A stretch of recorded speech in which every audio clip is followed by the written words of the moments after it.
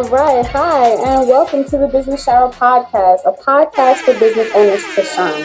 Today, we are talking with Deborah Driggs. Did I say it right? Yes, you did. So today, we're talking with Deborah. So, how are you doing today?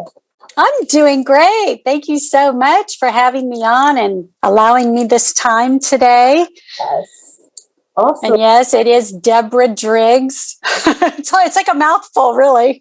You know what? And I get tongue twisted, so I was just like, I don't want to get tongue twisted today. So tell our listeners who you are and what you do. Who am I? That's a great question. Who am I? I'm still trying to figure that one out 57 years later. I'm just a girl from Southern California, born and raised here in California, grew up in the South Bay area, was a figure skater growing up, and ended up in the entertainment world and had a run there for a while. And I think what fascinates people is that I transitioned from being in the entertainment world into the business world. Yes. And what really fascinates people is that I was a cover girl for Playboy and I was a centerfold for Playboy.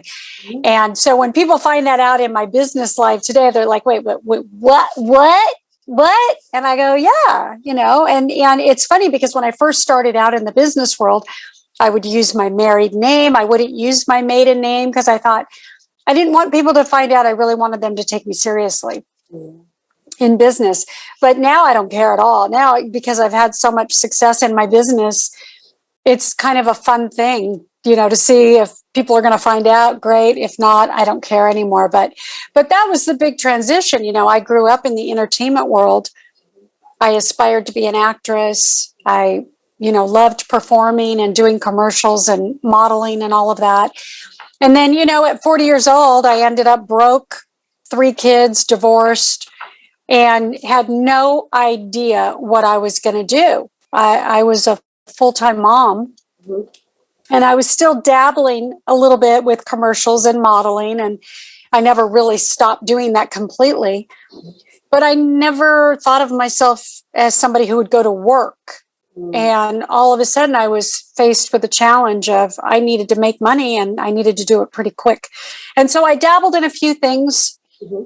Started with real estate and worked in a spa, worked on a yacht. I mean, I did everything from cleaning toilets to selling multi-million-dollar homes. Mm. And the business that I ended up in and that I had a lot of success in is the life insurance industry. Mm-hmm. And it's because once I started getting an idea about business and how it really ran, I remember I had been referring a lot of business to this company that I ended up partnering with. And I called them one day when I was working another job and I said, hey, I refer you a lot of business. If I keep doing that, will you pay me a referral fee? Because that seemed only fair at this point. And I was referring some pretty big cases. And so they all agreed and said to me, go get your license. And it hit me. I was like, yeah, that's what I should do. I should go get my license and have that as a backup. At that time, that's what I was thinking because I was already working another job. And so I went and got my license. I studied every weekend, got my license. And then a year later, I ended up doing what I do now full time. Mm-hmm. And by the 9 months into it, I became the #1 life agent for one of the carriers. And that's, really, I mean, it sounds like it all just happened so easily and there was a lot of bumps along the way. But, I was able to transition into that world. And it was just, if somebody would have said to me, 10 years prior that this is what I would be doing, I would have fallen over laughing. I would have there's no way I'm going to be in the financial industry selling life insurance for high net worth individuals. That's just not, that doesn't go with my psyche. And so that is what happened. And what's really cool about it is that I really immersed myself and learned so much about what we did. And it got to a point where when people would ask me, what is it that you do? Mm-hmm.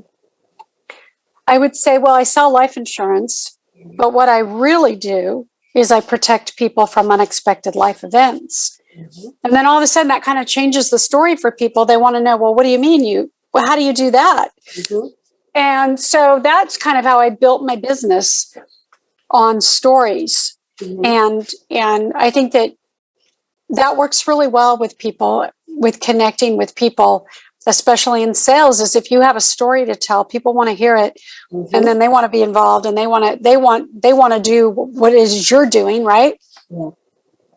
So that's how I built my business. And now, come full circle, I'm back doing what I love doing, which is the entertainment business. And I'm back modeling, and I'm working on a film in July. Oh, and yeah. So I'm kind of come full circle on this journey.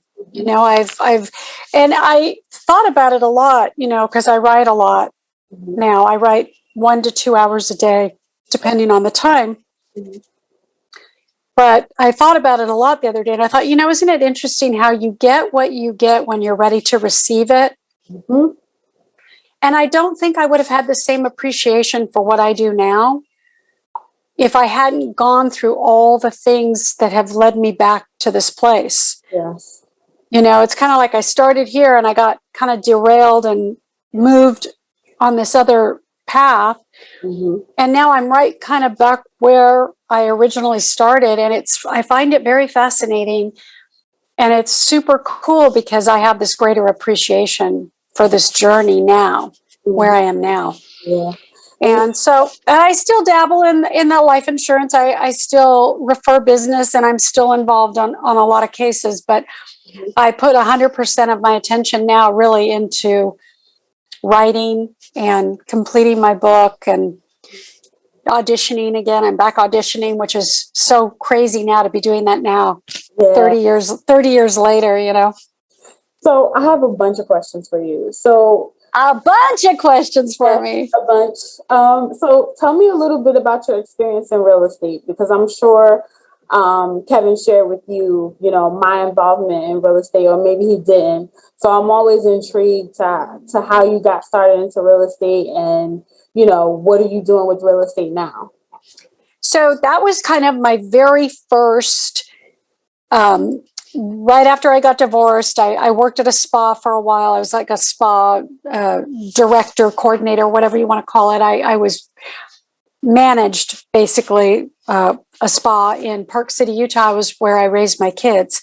Mm-hmm. And I had friends that would come from LA and New York to visit and ski. And everybody, you know, when they come on vacation, they always want to look at homes and see the area. And because I would talk it up. I loved living there. I loved the small town. Mm-hmm. I loved the Four Seasons. I loved that you were 30 minutes from an airport. You would be on the mountain skiing. It was such a great place to live. And so I sold it really well. Mm-hmm. And so what happened is I had friends come from LA and they wanted to look at homes. Mm-hmm. And I didn't have my license and I didn't know anything about real estate. And so instead of just handing them over to somebody, I went to the best realtor in Park City. Mm. And I said, look, I have a lot of people that fly in and out, and I'd like to perhaps be your assistant and get a referral fee. And he explained to me that in the state of Utah, you had to have your license to make any money at all on a real estate deal. And would I be willing to do that? And then we would go from there. And so I went and got my real estate license in Utah, and I ended up assisting this person because I didn't have money to start a business at this time in my life. And with real estate, you know, if you're involved in real estate, you know, it's like having your own business. It's your baby. You're doing the marketing, even though you might work under the umbrella mm-hmm. of a Compass or a Lewis Walcott, or, you know, whatever the umbrella is. Mm-hmm. Within that, you are paying for your business. Exactly. And it's almost like, it reminded me really, and I don't know, tell me if this sounds right, because I never created my own business in real estate. Mm-hmm. But it reminded me of, back in the day when people would get their cosmetology license and then they would pay for a chair in a salon. Oh, yes. Yes. It's the same. And the house kind of took a percentage of that chair, so to speak. They paid for the overhead. Mhm. And that's kind of how I looked at real estate. It was like you were paying for the Lewis Walcott card stationery, but you were working under the umbrella, but it was still like you had your own business. And so I never really understood that giving all this money in all these different directions. So I always thought that if I would have stayed in real estate, I probably would have got my broker's license to then get in that game. because I felt like, okay, well, the person who owns, like Lewis Walcott is the smart one. He's got all these agents running around selling multi-million-dollar homes, and he's getting a piece from every one of them. Exactly. And that sounded more appealing to me. Mm-hmm. So that's my take on real estate. I only was in it for 2006 to about 2008. Oh, okay. So that was a great market, though. It was a great market until 2008, obviously. And then and my market was the first market to go in 2008, second home, luxury, multi-million homes. Nobody was interested in that market in 2008. And so we slowed way down. And then I had to figure out my next move to have money coming in. But that was my 2 to 3 year stint in the real estate market. Okay. But what was great about it is that I learned how to work in an office, how to take care of clients. Because when I started working for this group, they were they were in the top 3 realtors in Park City. And so because of that, we had about 30 listings. And he asked me when I started working with him, he said, are you good with people? Because that's the part of my business that's draining me. You could manage that part. And I said, yeah, that I'm really good at that. And so I managed all the listings and then brought in more listings. And it was funny, like this joke in the office was, Deborah can't work the fax machine, but she's bringing in a $3 million listing. And it's true. I'd bring in a listing. And I'd go to the girls in the office and I'd say, that machine, that big machine out there, the thing with the scan, and could you show me how to scan in this paperwork? And they would just laugh because I had no skills, office skills whatsoever, but I was a hustler and I could go out and get a deal and get a $3 million listing. That was my specialty. Exactly. And that's kind of like all you really need. And that's one of the main reasons why I became an investor in real estate, because I don't want to work for anybody. I like to be my own boss. So that's the way to do it. Yes, it is. It definitely is. Okay. So would you consider yourself an entrepreneur, and why? You just cut out. Say that one more time, please. I said, would you consider yourself an entrepreneur, and why? Yeah, absolutely. Yeah, because I'm super creative, and I think entrepreneurs have a mindset of just the work ethic is so different. The mindset is different. Entrepreneurs are not attached to anything. Entrepreneurs want to make money and build and grow, and they're not attached. Like an owner is going to be more attached to some, like a family business. Yes. That's an owner operator. I'm an entrepreneur. I see like, hey, why don't we sell that and buy 20 more? I'm not attached to that. And I think that's the difference between entrepreneurship and ownership, and, like owner manager, owner operator compared to an entrepreneur. An entrepreneur doesn't get attached to the product. No. They want to make more products, sell more, expand more. And I have that kind of mind. I don't want to be attached to anything because I want to keep growing into what's happening in the world, especially right now. Oh my God, the opportunities are endless.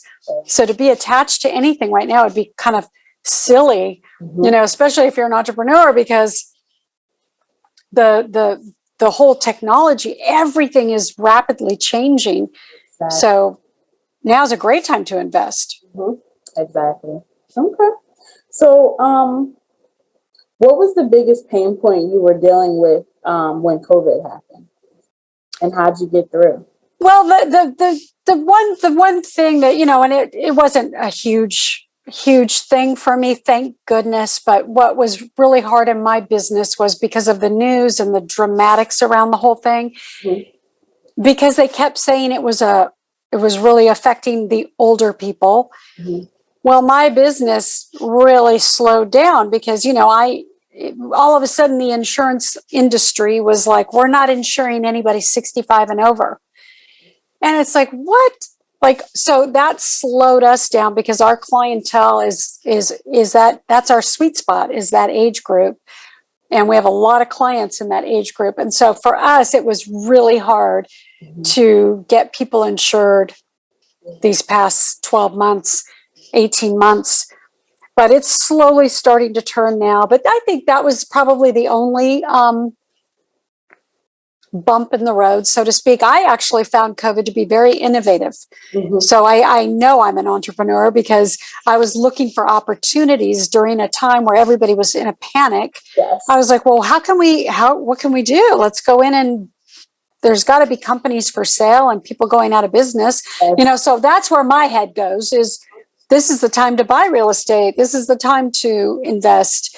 So I got real innovative and started reaching out to people who I knew had that mindset as well, and thought, what can we get involved in? What companies are doing well during this time, or what companies need help, So I met with certain groups and certain mentors and certain coaches during the whole pandemic to stay in touch and in line and in connection with people who were, I sat on meetings with one of the vaccines that they were trying to, I came very close to investing in that. And so, I find those times to be intriguing, when everybody else kind of shuts down and listen. I told everybody in the beginning, especially in my world, people that are very close to me, I said, turn off the news. Turn that shit off. Excuse my French, but turn it off, because it's such a depressing, perpetual fear bomb every day. It was like just everything was the 3 end. million people died in the United States today. You're like, oh my God, 3 million people. And it was just like, come on. It was just like, turn that off and stay in your own creative bubble and get innovative. And so I didn't watch any news. I had no idea really what was going on. And I never stopped traveling. I traveled through the whole thing. There were many times I was the only person on the airplane, but that's okay. They never stopped the flight. So exactly. And that was probably the most relaxing flight ever. Because there was there's nobody on the flight. Exactly. And, and it was just very odd to me that, everybody, not everybody, but a lot of people just really shut down. And I was like, where are all the lions? Where are all the leaders? Where are all the, where did everybody go during this thing? It was just, I found it fascinating, really. And I would literally say that this is fascinating. Like, I don't know what's happening, but it's definitely fascinating time. Okay. So I have some more questions for you. Sure.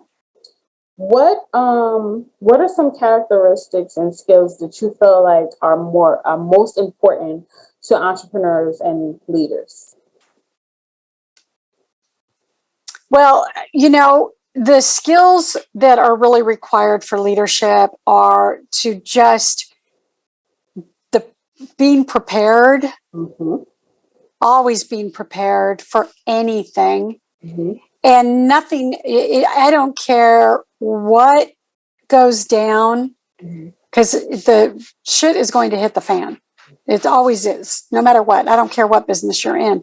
And to know that it's going to go that way, and you've got to be prepared and ready to make very serious decisions. Leadership and entrepreneurship is all about making decisions, making the hard decisions that most people don't want to make.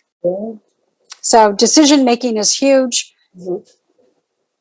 Preparedness is very huge, and the willingness to continue to grow and learn. I know most of the entrepreneurs that I know are always learning, growing, expanding. I was just at a leadership function with Richard Branson and Van Jones and the Prime Minister of Bhutan, and like just all these amazing leaders. And they're always expanding, learning, and growing. Always. There's never a time that they don't stop learning and growing. Yeah, someone said to me, you want to be the dumbest person in the room one time. I forgot who. Well, it goes like this. If you're the smartest person in the room, you're in the wrong room. Yes. And I really believe that, truly believe it, because it's 100% accurate. If you're the smartest person in the room, where's the growth? There is no growth. So I'm constantly putting myself, that's the other, thing that leaders and entrepreneurs do, is they put themselves in positions that are uncomfortable and scary, because I have to constantly test those skills.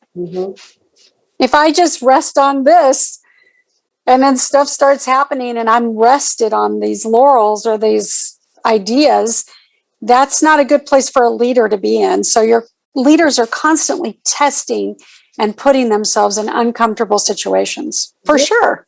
Exactly. So you guys hear that. You got to put yourselves in uncomfortable positions. A lot of new business owners listen to my show. So these are some good, like, little tips and tricks I like to give them. Absolutely. As they're listening. Okay.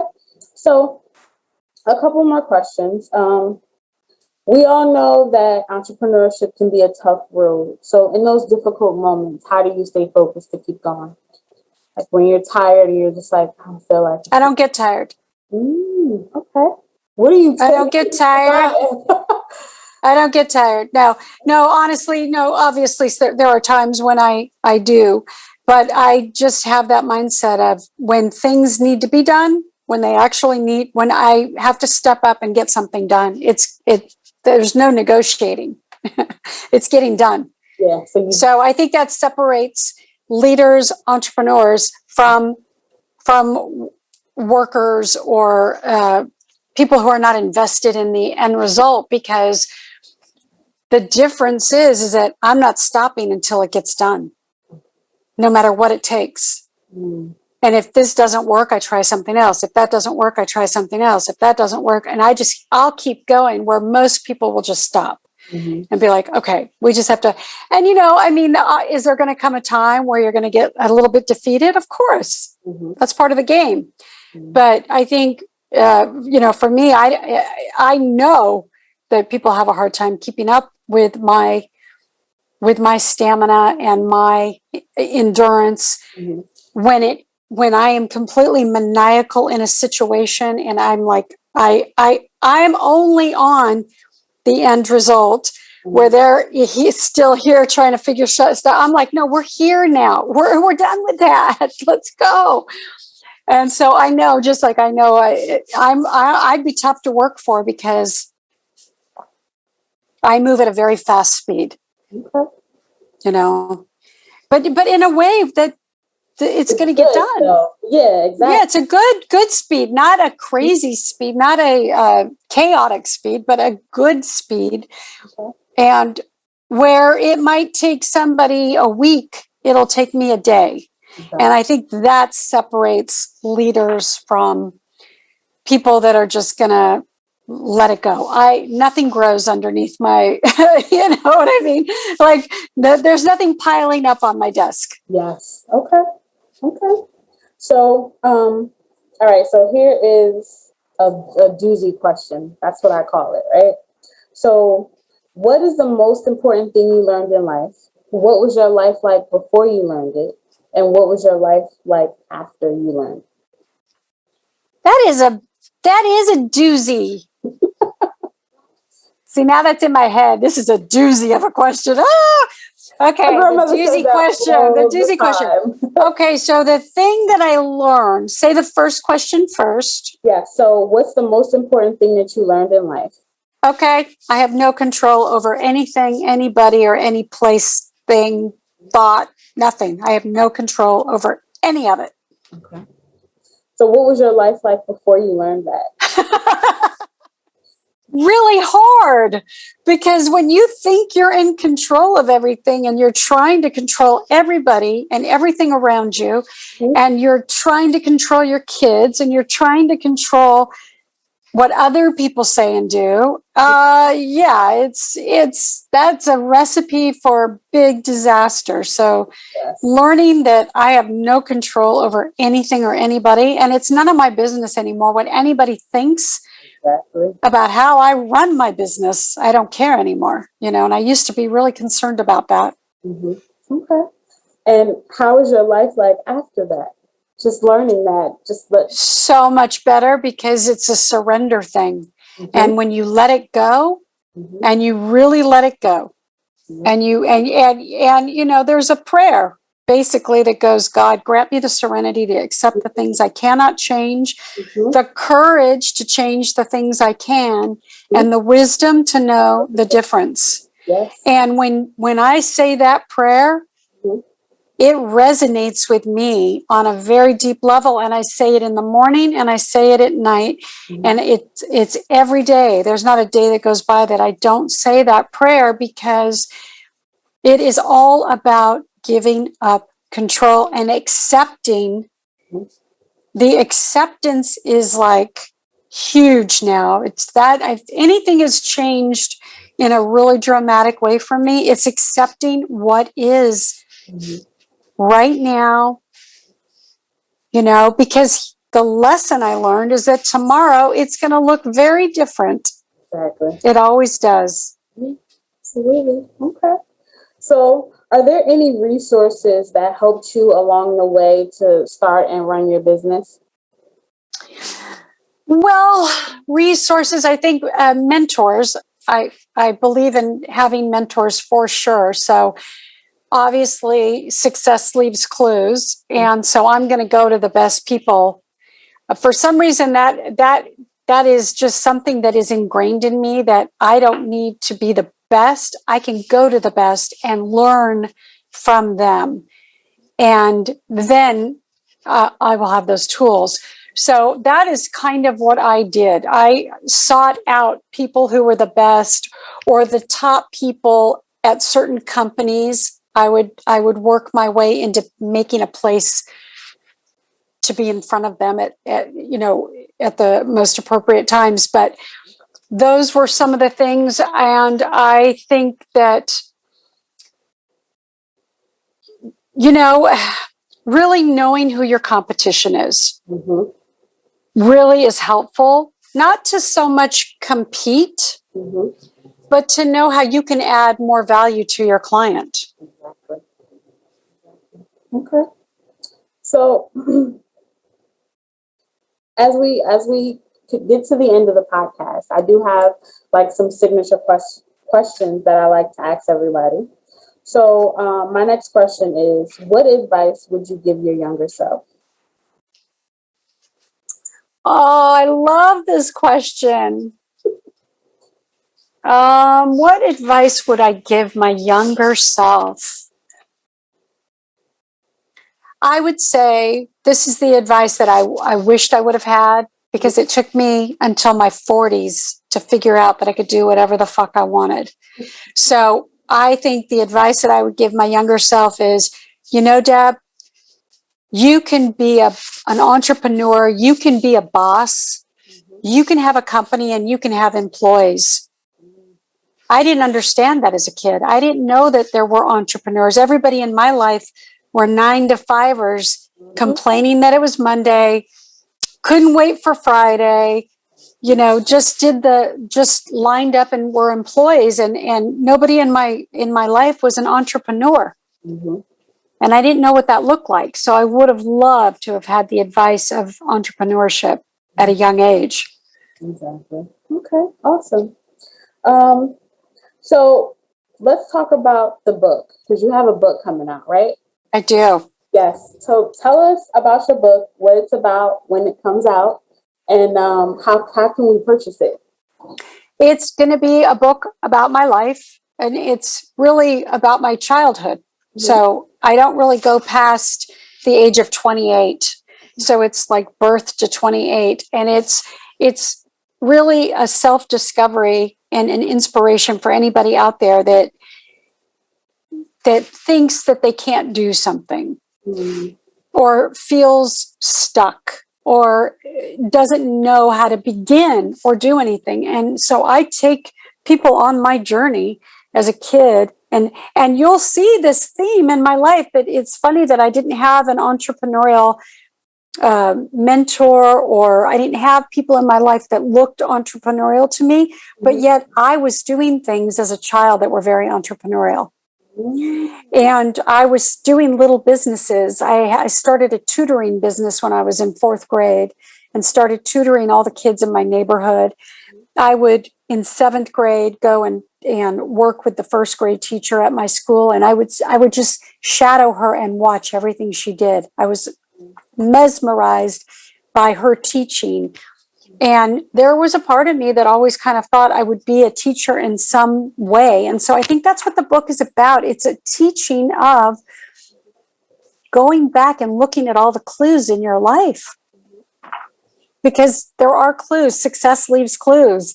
Right. And so when you go, and so that's kind of what my hope is that when people read my book, they go, oh my God, yes, I had that too. That happened to me. And, and I hope that people that are having a hard time in school can relate with me, because I barely graduated high school. And not because I wasn't smart, I just didn't apply myself, and nobody around me cared. I didn't have any adults in my life saying, are you thinking about college? Where would you like to go to college? Are you going to take the SAT? Do you know, I didn't know what the SAT was until my kids started going to school. Mm-hmm. I didn't know what the SAT was. I'd heard about it, but I didn't really know what it was. I never took it. Mm-hmm. And so I just take everybody on this journey of my life. And how did I end up? I didn't live in such a great area. I went to a high school that was a little sketchy, and I lived in a not so great neighborhood. And cut to 4 years later, I'm living in North Hollywood, and I'm living with 2 actors, and I'm an aspiring actress, and I don't know anybody in the Hollywood business. There's no nepotism in my life. Mm-hmm. And I had to learn everything on my own. Mm-hmm. So that's the journey that I take people on, because I think that's the interesting journey. I could talk about the success I have now, mm-hmm. but to me, it's great when you have success, mm-hmm. but all the growth is when you're at the bottom. The spiritual and emotional growth is when you're really struggling and you're trying to figure stuff out. And the more I thought about it, I thought, I could really help a young girl out there that maybe doesn't like school and doesn't know that she could be an entrepreneur, and doesn't know that she's probably already has it inside of her if she actually looked at the clues. Because when I looked at my life, I had forgotten that I tutored people. I had forgotten that I did all these like side jobs, and I was hustling when I was in 4th grade, and to look back on that and go, oh my God, I was already doing a lot of this stuff at a very young age, and on my own, without anybody saying, you could tutor. I just did all that on my own. Exactly. Yeah. So I got sidetracked. Anyway, that's what the book is about. It's the journey from birth until I got to Hollywood. It's the journey of leaving clues and really understanding what those clues are. Because I think sometimes we forget to pat ourselves on the back. Exactly. Over those little things that we did that were really fucking cool. Exactly. Okay. So how can everybody find your book? The best way to keep in touch with me and contact me and follow my journey is to go to my website, which is me, DeborahDriggs.com. And I write a weekly blog, and a lot of the blogs that I write are because of things that I wrote in my book. So I got inspired to do a weekly blog. And so I write a weekly blog, and The book, there's a page on my website that will let everybody know when the book is going to be released. I have 2 books coming out, actually. Okay, awesome. Yeah. I have to get both of them. Yeah. And add to my collection. I was just Yes.